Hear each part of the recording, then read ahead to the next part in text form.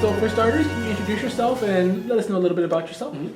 Hello, I'm Tommy Yune. I've worked as creative director at Harmony Gold USA. Can't believe it's been about 15 years now. Oh, wow. How time flies. But I work primarily on Robotech, and these past few years have been really exciting, especially with the recent acquisition of the film rights by Sony Pictures. They've been working hard on it, and we're looking forward to all the new stuff that's going to be coming along with that. Okay, so we have a lot of stuff to cover, so let's jump Sure. into this.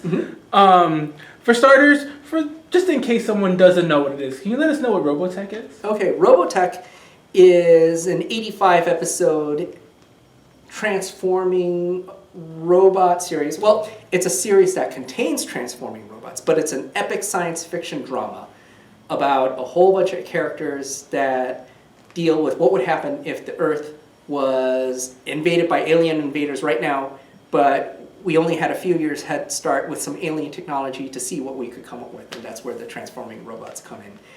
And the stories are really engaging in that first you think you're watching it for action, but then it sucks you in and you get a bait and switch and you're entering into a dramatic soap opera. And then next thing you know, you're watching it because you want to find out which character is going to end up with who, what happens to this character, what's their fate. And before you know it, you've watched 85 episodes throughout the whole series.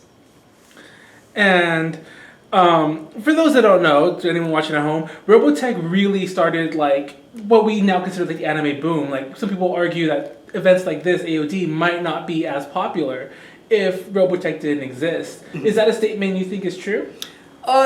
It works in that there was a predecessor anime. There was a Speed Racer, made by the same Japanese studio, and they later produced Robotech. And you could say Robotech is the one that really blew the doors wide open. After that, more anime was imported through Carl Masik's company, Streamline Pictures.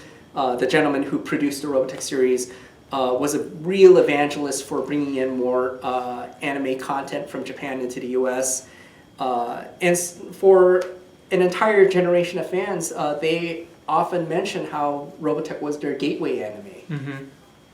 And you particularly, are you a fan of anime in general? Besides Robotech, of course. Yes, I'm an old school fan. There's a lot of classic anime that I like. I like Robotech a lot. I'm actually a somewhat unconventional fan in that I watch Robotech backwards. I started watching it from the tail end of the series, so I watched the third generation first.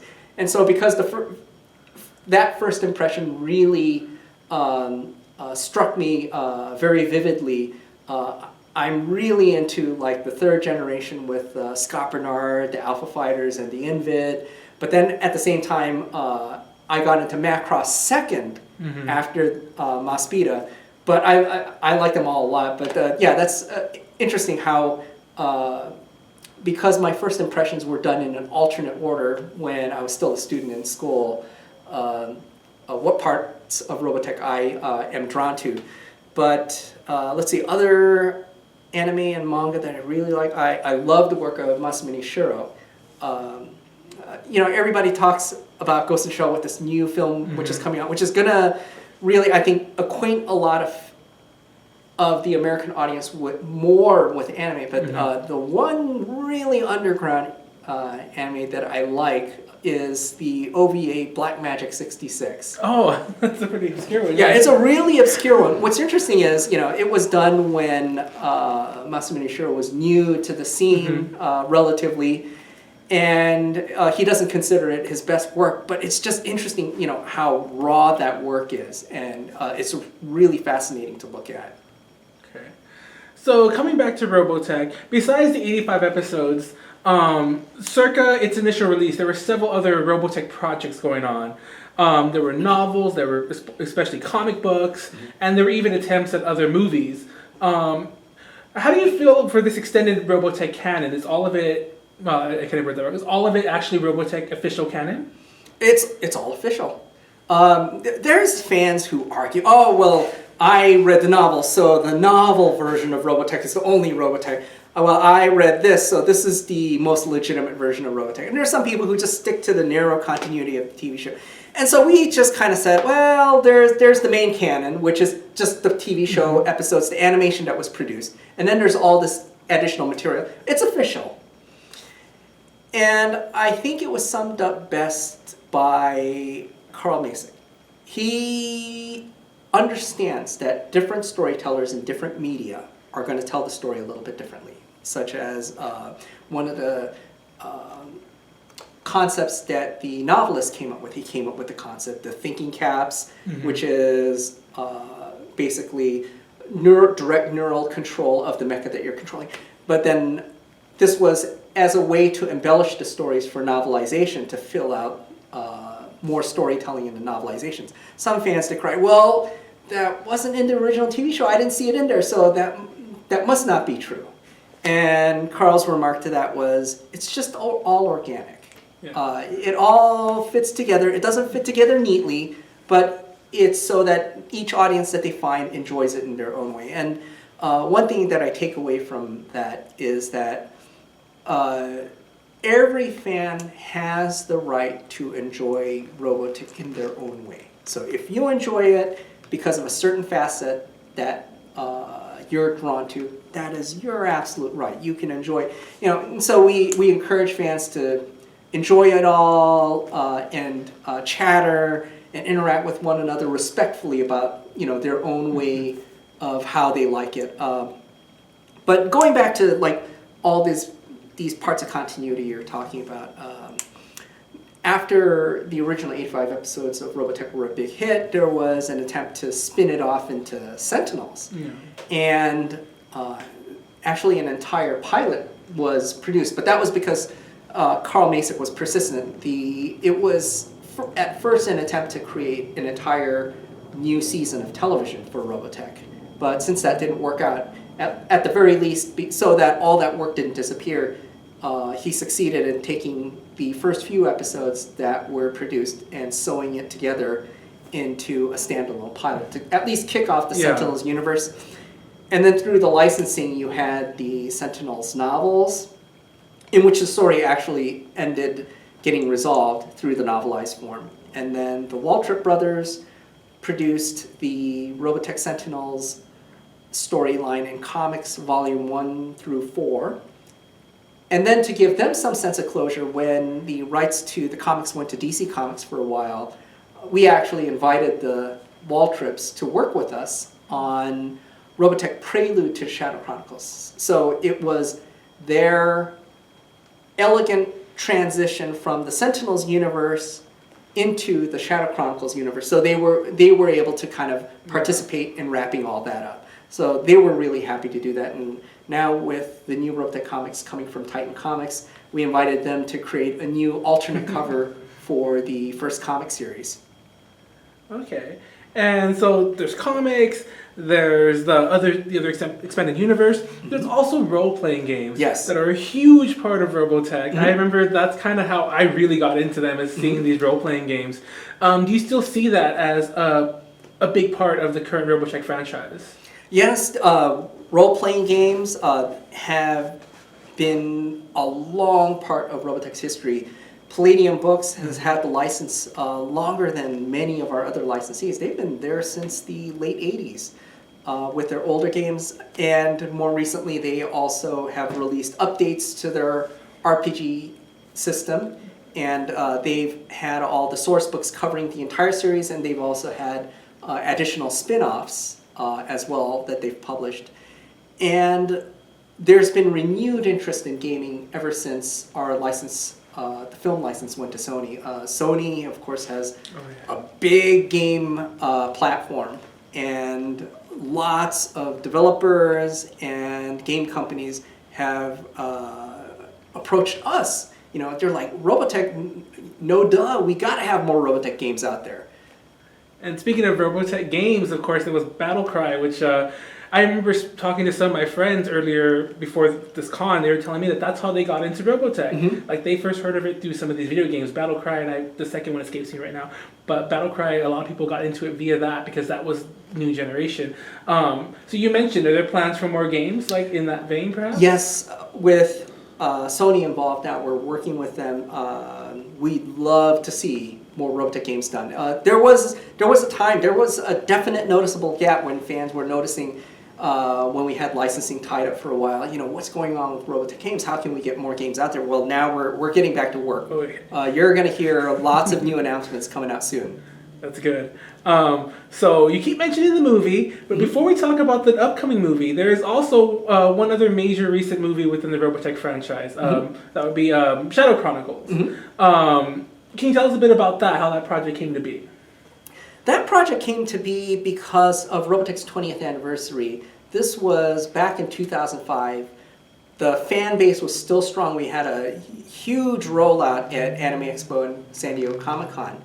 And the fans really wanted to see more Robotech.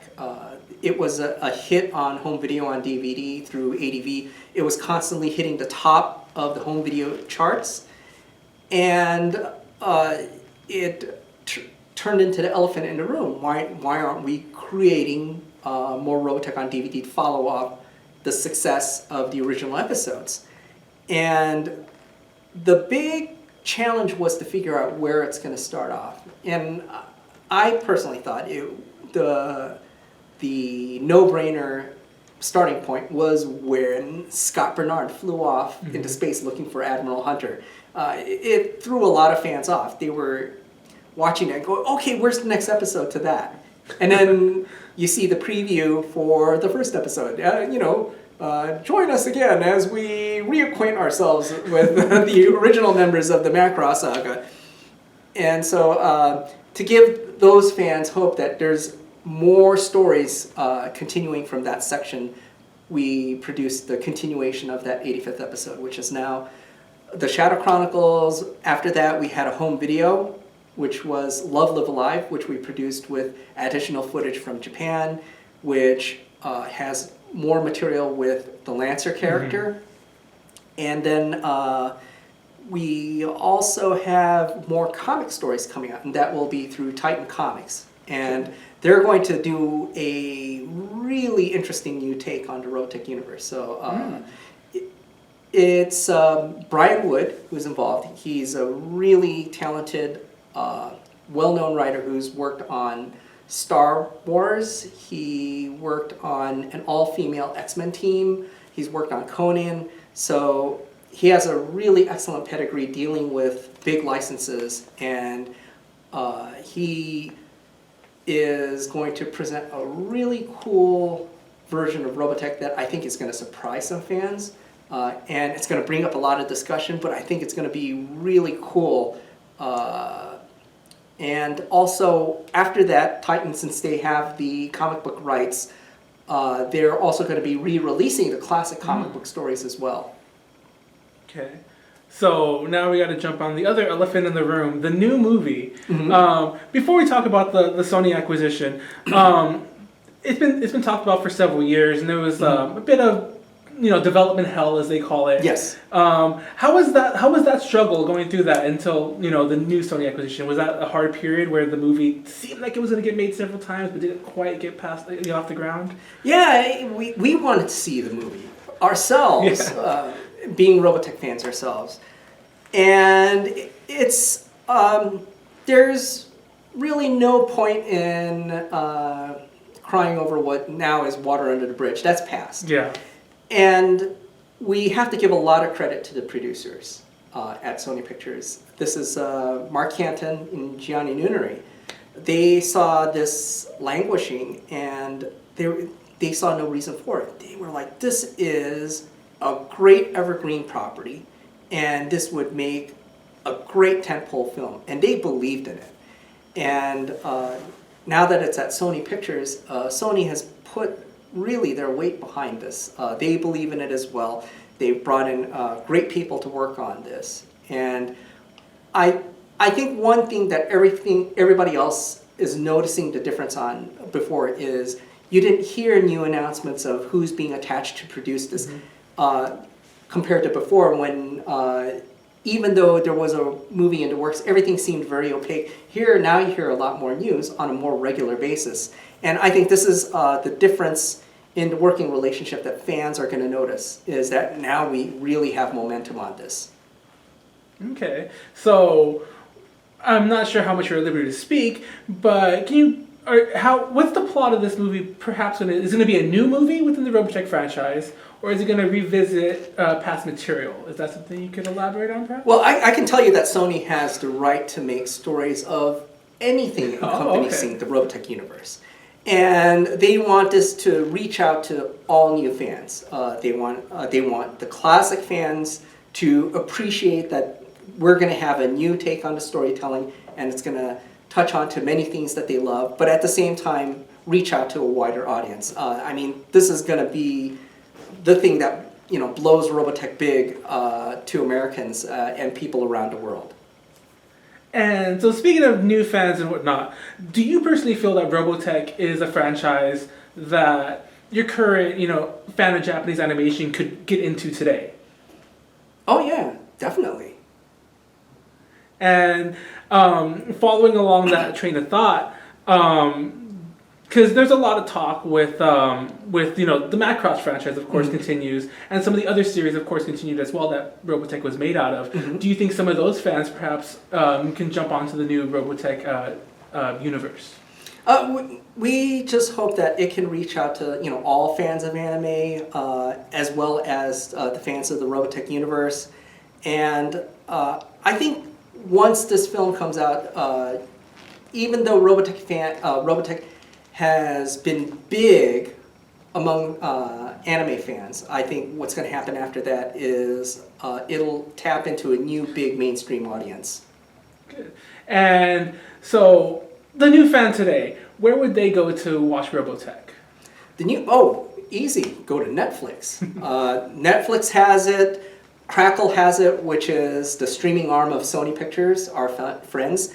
Amazon Prime has it. In fact, if you're one of those hardcore classic fans who wants to see the original Japanese material on which it's based, you can stream the original Japanese episodes, non-remastered, before anything was done to it, on Amazon. Oh, really? Yeah. Okay.